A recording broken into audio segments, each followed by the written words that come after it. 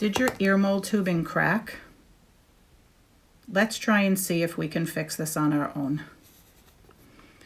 The piece that's still attached to the hearing aid you can detach, like shown on previous videos, by holding the tubing and hook, gently twisting and pulling.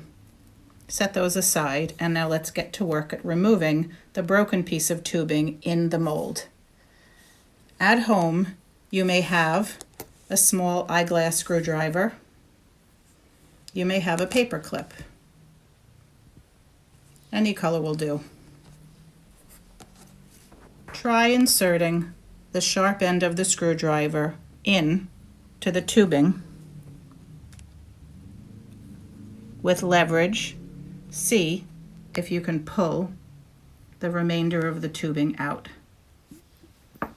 You can do the same with the sharp end of a paper clip. Now you're all set to go and replace your tubing.